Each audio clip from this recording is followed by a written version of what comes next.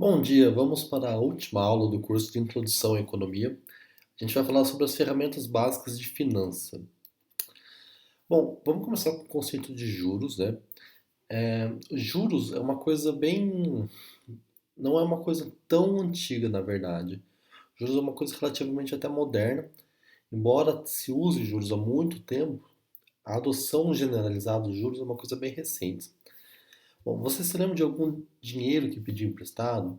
Ou ter emprestado algum dinheiro para alguém?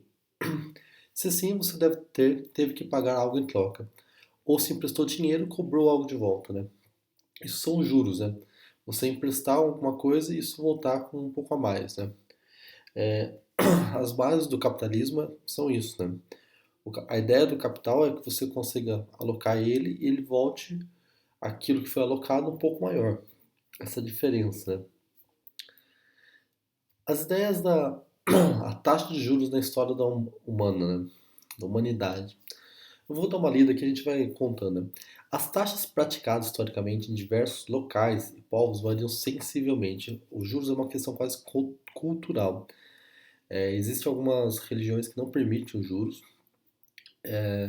Historicamente, só para contar, os juros eles se torna uma coisa muito popular não, aceita na verdade, depois que existe uma reforma, a Igreja Católica não gostava disso. E muito da religião muçulmana também não aceita os juros. Então existem alguns derivativos híbridos para gerar um retorno parecido com juros, mas não é juros. Então acaba que existe uma certa questão sobre os juros, é uma questão quase que moral. Voltando aqui, né?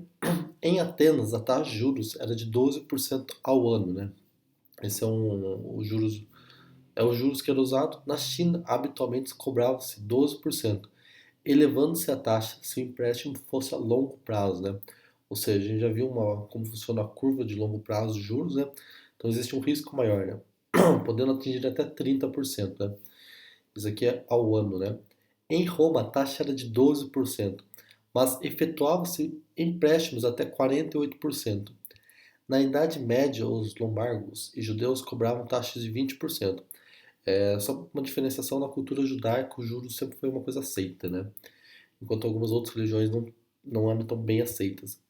Cada religião tem uma visão diferente. O Henrique, né, da Inglaterra, Henrique VIII, em 1546 proibiu taxas superiores a 10%, mas nas colônias inglesas, notadamente na Índia, cobrava-se até 60%. Só para vocês terem uma ideia, hoje no Brasil, né, contextualizando, a gente tem as taxas aí históricas, a taxa de cartão de crédito, o Banco Central ele tem uma discussão muito forte sobre impor um limite sobre as taxas dos juros do cartão de crédito, que chegam a quase 400% ao ano no Brasil. Uma taxa absurda, né? É quase impossível de você pagar depois que você entra ali.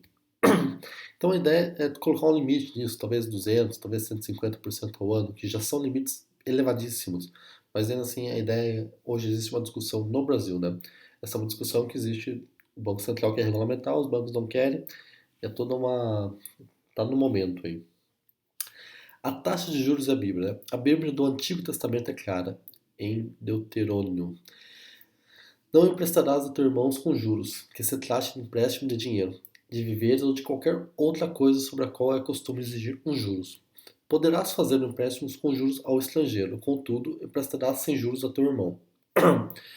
E aí fala, ou seja, para o estrangeiro você pode, para aquele que não é do seu, você pode emprestar com juros, né? Então, cada religião acaba tendo uma interpretação diferente dos juros, né? Uma interpretação quase que moral, né? A taxa de juros no Brasil e a Constituição, né? Aqui foi revogado, no caso.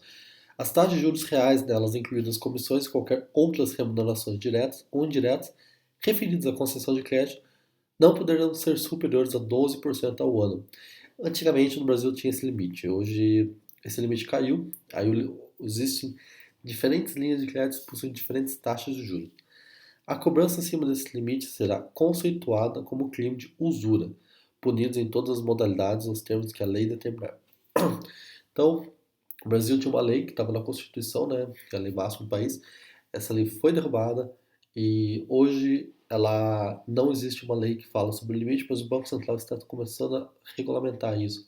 Então existe sempre uma discussão sobre qual que é a taxa de juros que você pode ou não cobrar, né? Juros depende de que lado você está. Os juros podem ocorrer a partir de dois pontos de vista. Isso aqui é bem interessante. De quem paga é o custo do capital, ou seja, o custo por não ter dinheiro na hora para consumir ou quitar as dívidas, né? É o custo do tempo, na verdade, que a gente pode falar também. O juro caracteriza-se, em tese, pela reposição financeira das perdas sofridas com a desvalorização da moeda durante o tempo que esses recursos estão emprestados, né? E do outro ponto de vista, de quem recebe, é a remuneração do capital empregado. Então, quando você está empregando capital, você está recebendo juros, né? Nesse caso, é o capital financeiro, né? A economia tem vários capitais. Você pode ter o capital econômico, capital financeiro, capital social, capital humano. A remuneração do capital humano é o salário. No capital econômico, a gente tem como remuneração os juros, né? Isso é importante. E aqui a gente tem uma terminologia, né? O que é o tempo, que é o N, né? É uma variável importante para a matemática financeira. Existem duas formas básicas para considerar a evolução dos juros durante o tempo: regime de capitalização simples ou regime de capitalização composta. Eu vou explicar isso com mais calma nos próximos slides. Capital inicial, ou C, ou também em alguns casos o K. O valor presente, VP, ou present value, é o recurso financeiro transacionado no início de uma determinada operação financeira, ou seja, o valor do capital na data focal zero. A data focal zero é a data de início da operação financeira. Então a gente tem o tempo, ano 1, ano 2, ano 3, dia 1, dia 2, mês 1, tanto. Esses tempos, via de regra, eles são separados no tempo de forma equidistante, né? Então quando a gente está falando ou de dia, ou de mês, ou de ano. Os cálculos em matemática financeira, eles sempre são na mesma distância. Se um exercício dá para você valores diferentes, em tempos diferentes, você vai ter que fazer um cálculo para ajustar isso, tá? Juros, J, como definido anteriormente, é o custo do capital. Os juros podem ser obtidos a partir de uma taxa de juros. E é aí que a taxa de juros, que é I em inglês é simulado pela letra I, no inglês interest, né, que é um interest rate, que é quanto você quer saber, quanto você está interessado. A determinação da taxa de juros deve ser eficiente de forma a remunerar o risco envolvido na operação de empréstimo ou aplicação. Então, a taxa de juros, ela, em teoria, ela ajusta o mercado de quem quer emprestar e de quem quer captar dinheiro. Então, esses dois mercados, eles têm lá uma demanda, uma oferta, e o nível de equilíbrio deles é a taxa de juros. Por isso que a taxa de juros é tão importante na economia. Aí o conceito de juros. O conceito de juros é dado pela diferença entre resgate do investimento e o capital investido. Então, a anotação é J. A taxa de juros é o coeficiente de proporcionalidade entre juros e o capital concedido. A taxa de juros expressa a relação de grandeza simples entre os juros e o recurso financeiro que o mesmo remunera. E então a taxa de juros é o I, né? Quanto que ele tem evoluído no tempo. Representação das taxas de juros. Aqui é uma coisa interessante. A taxa de juros pode ser representada de duas formas: centesimal, I igual a 0,10, ou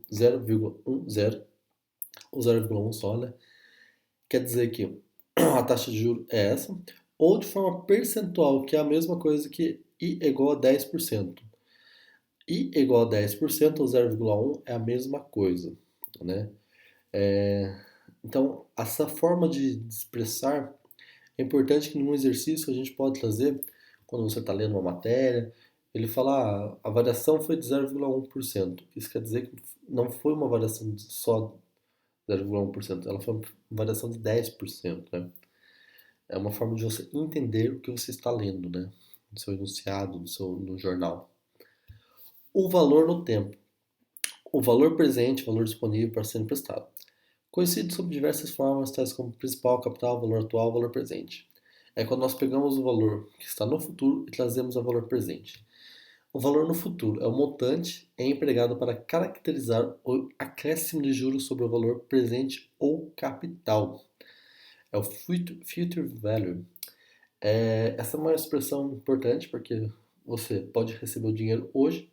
Qual é o conceito aqui? Tem R$ 1.000 hoje. Se você, entre você ganhar R$ 1.000 hoje e você receber R$ 1.000 amanhã, você prefere R$ 1.000 hoje. Para você ganhar R$ 1.000 no futuro, que seja equivalente, você tem que ganhar mil, sei lá, 100. Você tem que ter um ganho a mais, né? Aquele dinheiro no futuro, ele é, putz, vou falar para você, que você vai ganhar R$ 10.000 hoje e 1 milhão quando você tiver 90 anos de idade, qual que você vai preferir? Existe um trade-off, né? Número de períodos. Número de períodos é o prazo em que o capital fica disponível para o tomador do recurso. Determinará em conjunto com as taxas de juros e o valor tomado como empréstimo capital, o valor dos juros e do montante, né? Então a gente tem o 0, 1, 2, 3 e são equidistantes, né? A distância entre eles é igual no tempo, naturalmente, né? Então nós temos aqui a quantidade de amostra de períodos, né? Que é a diferença. A fórmula de juros simples. Isso que é bem importante, né? O valor futuro é igual ao valor presente multiplicado por, abre parênteses, 1 mais I, que é o interesse, ou a taxa de juros, pelo número de períodos. É uma fórmula muito simples, muito simples. E aí você pode simplesmente começar a trabalhar, melhor, os juros é igual à diferença, certo? Essa fórmula do FV é igual a PV multiplicado por 1 menos IN, ela pode ser realocada. Então a gente pega essa parte, a gente quer inverter, a gente quer saber quanto que é o valor, o valor presente, né? É igual ao valor futuro dividido por 1 mais I sobre N. Então você pode fazer esses malabarismos. O exercício ele pode te dar alguns desses dados e perguntar um ou outro. Aí vira álgebra. Por exemplo, emprestar R$ 100 a 1% aos juros de 6%, juros simples, né? Então nós temos que o valor futuro, o intervalo, é igual a 100 multiplicado, né? 1 mais a taxa de juros multiplicado pelo período. Uma conta bem simples. Aqui, as coisas começam a ficar mais interessantes. Juros compostos, né? O regime de juros simples caracteriza-se pelo fato de apenas o capital inicial render juros, e este ser proporcional ao tempo e à taxa. No regime de juros compostos, que tem grande importância financeira por tratar melhor da realidade, o juros gerado pela aplicação será incorporado a mesma, passando a participar da geração de juros futuros. Então é os juros, eu fiz uma operação e gerou juros. É o principal mais os juros. Então na próxima operação eu vou fazer o cálculo sobre tudo isso. E na próxima, na próxima, na próxima. Então, quando os juros são capitalizados, não é só o capital inicial que rende juros, né? Mas esses também estão sobre os juros formados anteriormente. Temos os nomes de juros compostos, né? Então, o juros sobre o anterior vai subindo, subindo. E aqui a gente tem um exemplo, né? Bem simples. Suponhamos um capital inicial de R$ 1.000 aplicado a taxa de 20% ao ano por um período de 4 anos. Percebam que nos juros simples, né, nós temos ali os juros pelo período, ele é sempre igual. Ele é 200, 200, 200, 200, 200. Aqui, né? Nesse caso, os juros ele simplesmente não muda, né, ao longo do tempo. O valor futuro ele vai aumentando de forma constante. É uma função linear, né? Percebam também que aqui a função é linear. Nos juros compostos, por outro lado, os juros adicionados ele incorpora os juros passados. Então ele começa a crescer numa velocidade ascendente, né? E o valor futuro, ele começa em 1.200, depois vai para 1.400. Perceba que tem 40 a mais do que no juros simples. E depois para 1.728, já tem mais de 100 a mais, né? E depois para 1.800 tem 274 a mais, né? O valor. Então, nos juros compostos existe uma explosão dos valores. Os valores eles começam a aumentar numa velocidade muito rápida, né? E é exatamente isso que é importante, né? Enquanto o juros simples ele é uma linha, o juros composto ele explode, ele é exponencial. Bem simples, né? E bem poderoso isso. O valor presente e o valor futuro. Aqui a gente tem a fórmula do valor futuro, montante, é igual ao PV, que é o valor presente, né? E N é igual ao número de períodos, e a taxa de juros. Então, o que nós vamos ter é que o valor futuro é igual ao valor presente, pode ser K também, tá? na qual a gente tem um mais i elevado a n, né? Ou seja, a taxa de juros ela é elevada ao número de períodos, então ela é multiplicada um pelo outro. Se você abrir ele, né, você vai ter o período um multiplicado pelo período 2 pelo período 3. Isso vai fazer como você está elevando a uma potência, isso vai multiplicar o seu valor, o valor presente, e isso vai fazer com que o seu valor futuro exploda, né? É uma forma bem poderosa.